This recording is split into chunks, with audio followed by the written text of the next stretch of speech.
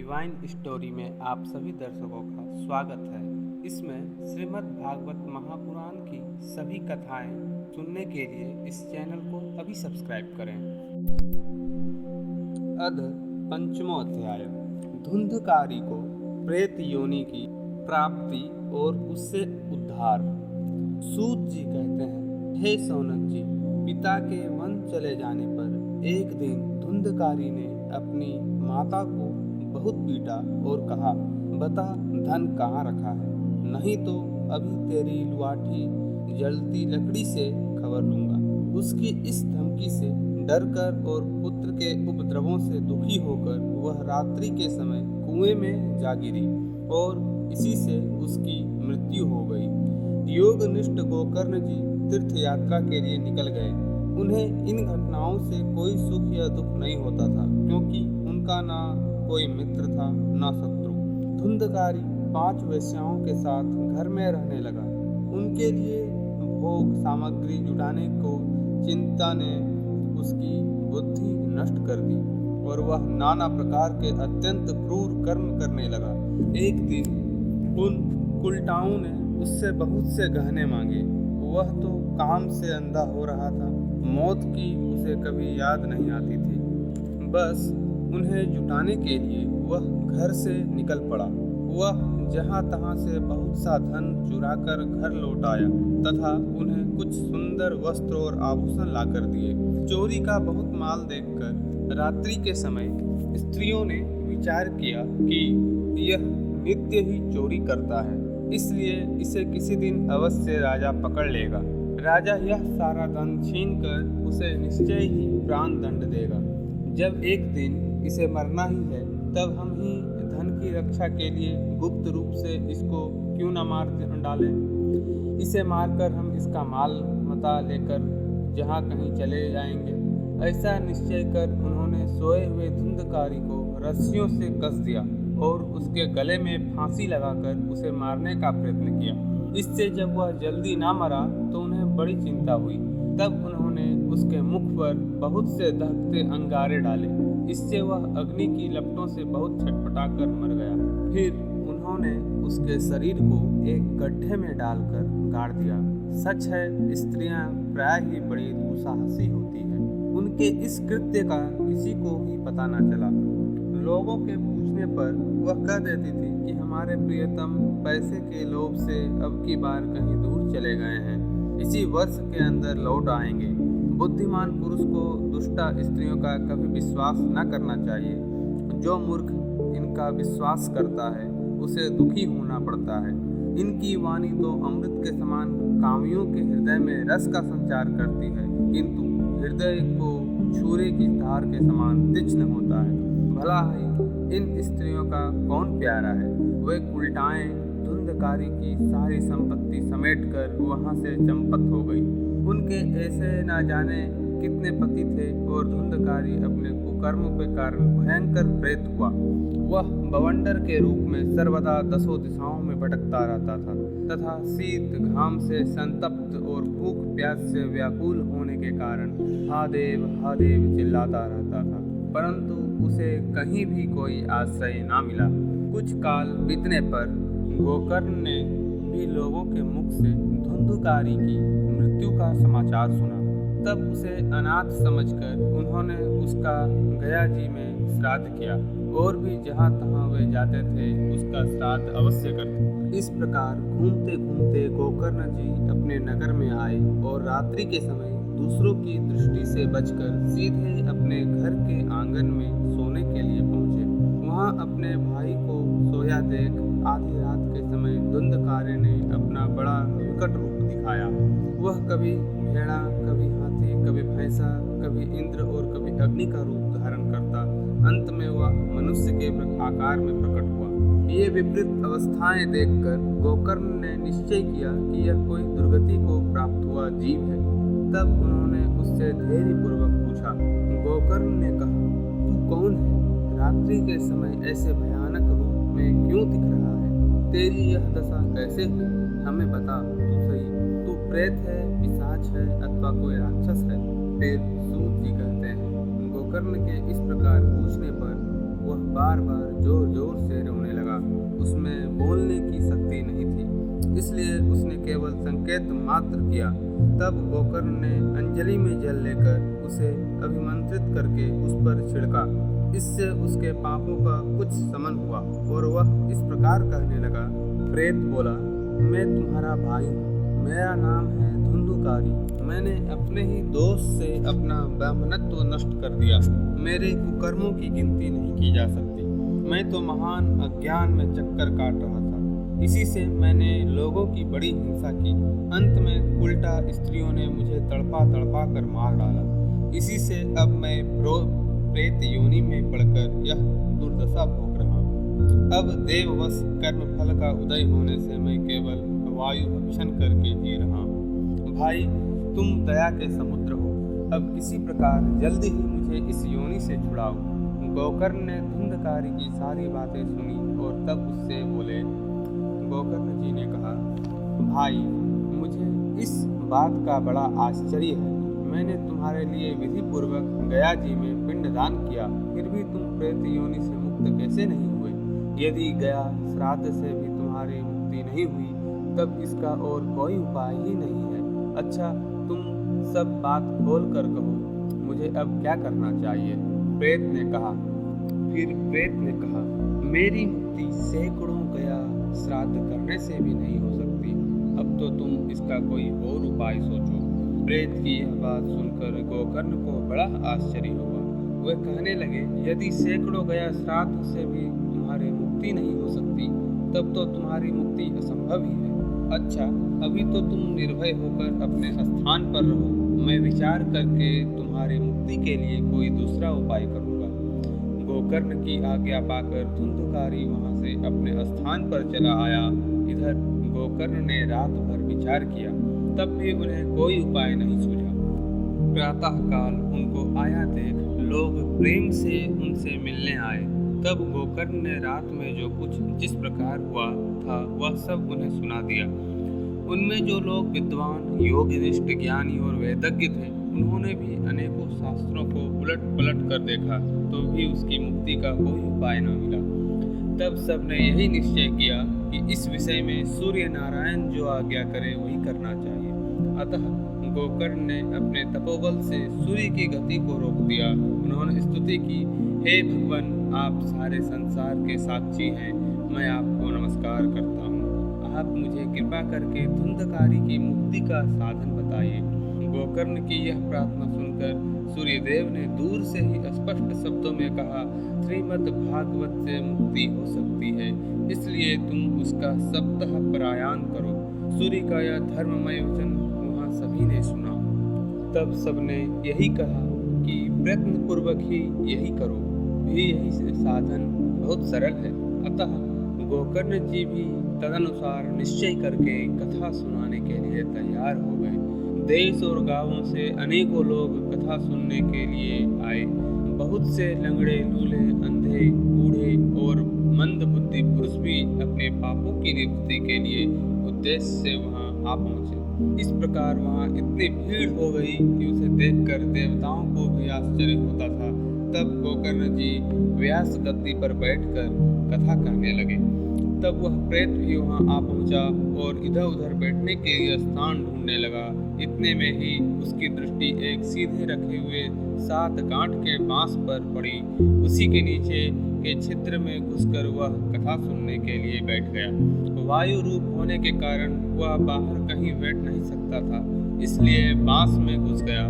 गोकर्ण जी ने एक वैष्णव ब्राह्मण को मुख्य श्रोता बनाया और प्रथम स्कंद से ही स्पष्ट स्वर में कथा सुनानी आरंभ कर दी। सायंकाल में जब कथा को विश्राम दिया गया, तब एक बड़ी विचित्र बात हुई। वहां सभासदों के देखते देखते उस बांस की एक गांठ तड़तड़ शब्द करती फट गई। इसी प्रकार दूसरे दिन सायंकाल में दूसरी गांठ फट गई और तीसरे दिन उसी समय तीसरी। इस प्रकार 7 दिनों में 7 गांठों को फोड़कर धुंधकारी 12 को स्कंधों को सुनने से पवित्र होकर प्रेत योनि से मुक्त हो गया और दिव्य रूप धारण करके सबके सामने प्रकट हुआ। उसका मेघ के समान श्याम शरीर पीताम्बर और तुलसी की मालाओं से सुशोभित था तथा सिर पर मनोहर मुकुट और कानों में कमनीय कुंडल झिलमिला रहे थे। उसने तुरंत अपने भाई गोकर्ण को प्रणाम करके कहा, भाई, तुमने कृपा करके मुझे प्रेत योनि की यातनाओं से मुक्त कर दिया है। यह प्रेत पीड़ा का नाश करने वाली श्रीमद् भागवत की कथा धन्य है तथा श्री कृष्ण चंद्र के धाम की प्राप्ति कराने वाला इसका सप्ताह परायण भी धन्य है। जब सप्ताह श्रवण का योग लगता है तब सब पाप थर्रा उठते हैं कि अब यह भागवत की कथा जल्द ही हमारा अंत कर देगी। जिस प्रकार आग गीली, सूखी, छोटी, बड़ी सब तरह की लकड़ियों को जला डालती है, उसी प्रकार यह सप्ताह श्रवण मन, वचन और कर्म के द्वारा किए हुए नए, पुराने, छोटे, बड़े सभी प्रकार के पापों को भस्म कर देता है। विद्वानों ने देवताओं की सभा में कहा है कि जो लोग इस भारतवर्ष में श्रीमद् भागवत की कथा नहीं सुनते, उनका जन्म वृथा ही है। भला मोह पूर्वक लालन पालन करके यदि इस अनित्य शरीर को हष्ट पुष्ट और बलवान भी बना लिया तो भी श्रीमद् भागवत की कथा सुने बिना इससे क्या लाभ हुआ। अस्थियां ही इस शरीर के आधार स्तंभ है। नस नाड़ी रूप रस्सियों से यह बंधा हुआ है। ऊपर से इस पर मांस और रक्त थोप कर इसे चर्म से मढ़ दिया गया है। इसके प्रत्येक अंग में दुर्गंध आती है, क्योंकि है तो यह मल मूत्र का भांड ही है। वृद्धावस्था और शोक के कारण यह परिणाम में दुखमय ही है। रोगों का तो घर ही ठहरा, यह निरंतर किसी न किसी कामना से पीड़ित रहता है। कभी इसकी तृप्ति नहीं होती। इसे धारण किए रहना भी एक भार के समान ही है। इसके रोम रोम में दोष भरे हुए हैं और नष्ट होने में इसे एक क्षण भी नहीं लगता। अंत में यदि इसे गाड़ दिया जाता है तो इसके कीड़े बन जाते हैं। कोई पशु खा जाता है तो यह विष्ठा हो जाता है और अग्नि में जला दिया जाता है तो भस्म की ढेरी हो जाता है। यह तीन ही इसकी गतियां बताई गई है। ऐसे अस्थिर शरीर से मनुष्य अविनाशी फल देने वाला काम क्यों नहीं बना लेता। जो अन्न प्रातः काल पकाया जाता है वह सायंकाल तक बिगड़ जाता है, फिर उसी के रस से पुष्ट हुए शरीर की नित्यता कैसी। इस लोक में सप्ताह श्रवण करने से भगवान की शीघ्र ही प्राप्ति हो सकती है। अतः सब प्रकार के दोषों की निवृत्ति के लिए एकमात्र यही साधन है। जो लोग भागवत की कथा से वंचित हैं, वे तो जल में बुदबुदे और जीवों में मच्छरों के समान केवल मरने के लिए ही पैदा होते हैं। भला जिसके प्रभाव से जड़ और सूखे हुए बांस की गांठें फट सकती है, उसे भागवत कथा का श्रवण करने से चित्त की गांठों का खुल जाना कौन बड़ी बात है। सप्ताह श्रवण करने से मनुष्य के हृदय गांठ से खुल जाती है, उसके समस्त संशय छिन्न भिन्न हो जाते हैं और सारे कर्म छिन्न हो जाते हैं। यह भागवत कथा रूप तीर्थ संसार के कीचड़ को धोने में बड़ा ही पटु है। विद्वानों का कथन है कि जब यह हृदय में स्थित हो जाता है तब मनुष्य की मुक्ति निश्चित ही समझनी चाहिए। जिस समय धुंधकारी ये सब बातें कह रहा था, जिसके लिए वैकुंठवासी पार्षदों के सहित एक विमान उतरा, उससे सब ओर मंडलाकार प्रकाश फैला रहा था। सब लोगों के सामने ही धुंधकारी उस विमान पर चढ़ गया। तब उस विमान पर आए हुए पार्षदों को देखकर उनसे गोकर्ण ने यह बात कही। गोकर्ण ने पूछा, भगवान के प्रिय पार्षदों, यह हमारे अनेकों शुद्ध हृदय श्रोतागण हैं। उन सब के लिए आप लोग एक साथ बहुत से विमान क्यों नहीं लाए। हम देखते हैं कि यहाँ सभी ने समान रूप से कथा सुनी है, फिर फल में इस प्रकार का भेद क्यों हुआ, यह बताइए। भगवान के सेवकों ने कहा, हे मानद, इस फल भेद का कारण इनके श्रवण का भेद ही है। यह ठीक ही है, श्रवण तो सबने समान रूप से ही किया है, किंतु इसके जैसा मानन नहीं किया।